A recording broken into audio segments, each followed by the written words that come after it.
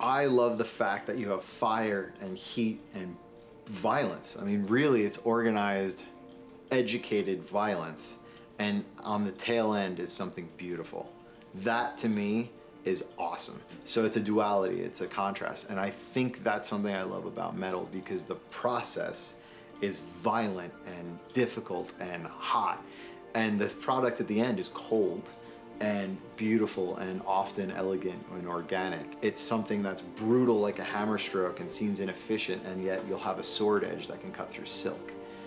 That duality is, I'm obsessed with it.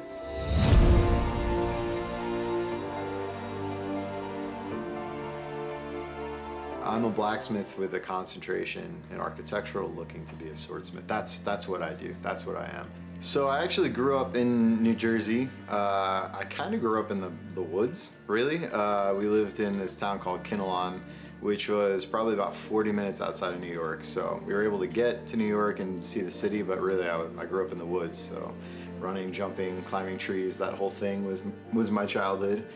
And I was a big nerd, so I was into a lot of like swords and medieval stuff. It's always been something that's been interesting to me. First, I went to college for filmmaking. So I was just pushed into this extremely competitive field and was miserable.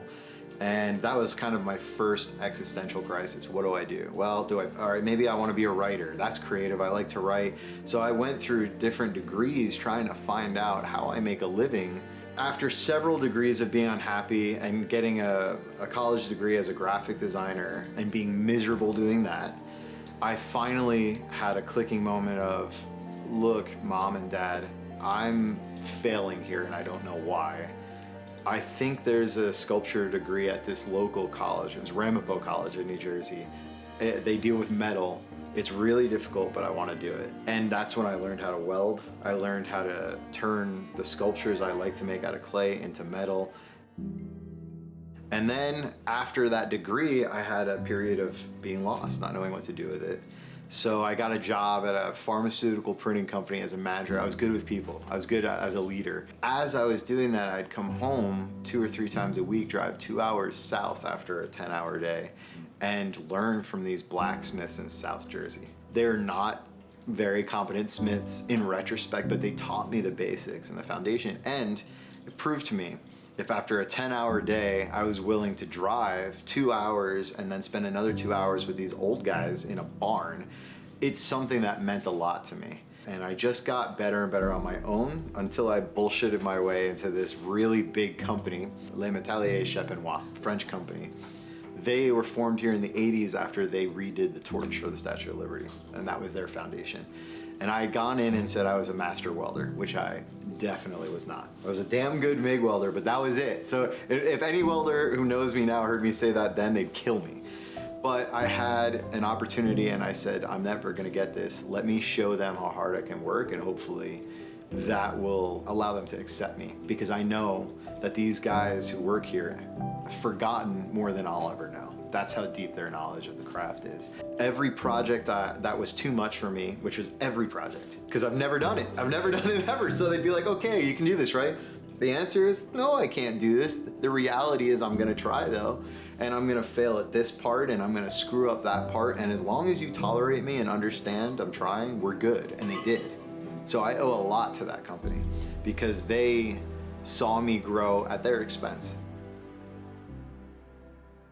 In the beginning, it was a lot. The adversity internally was overwhelming and extreme.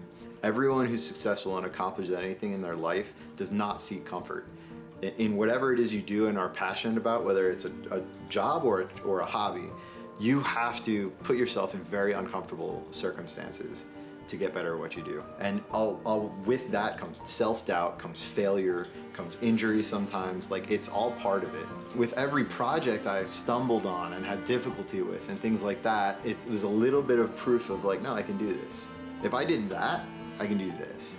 And it builds on itself. Whenever we have that self-doubt, because it will never go away.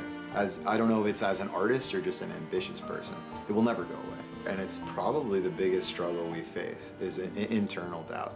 The negative, I guess the side effect of it, when you know you're losing that battle, is paralyzation. You're paralyzed.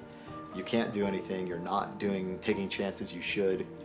You're relying on something that makes you comfortable. And if you can identify that, that's what makes you successful. You're like, nope, I'm in the wrong place. I'm thinking the wrong way. Time to do something that's probably not fun, but it's gonna make me better at what I do. If I'm feeling subpar or I'm feeling stuck, I just feel inadequate. What's the best thing to do? Just call somebody who does that really well and say, hey, can I pay you to take a class? Hey, can I, bother you for a couple minutes for some advice? Whatever, reach out, kill your damn ego, reach out to people who do it better than you, and don't be afraid to admit that they do. Destroy your inadequacy, become adequate. In fact, excel by learning from somebody who can do it better than you. So I would say the most important thing, because it's the most universal thing, is picture what you want when you figure that out. Picture it as if it's real and do everything you can to make that real. And try your damn best if you choose to be with someone that can support that. And that's really the best advice I could say.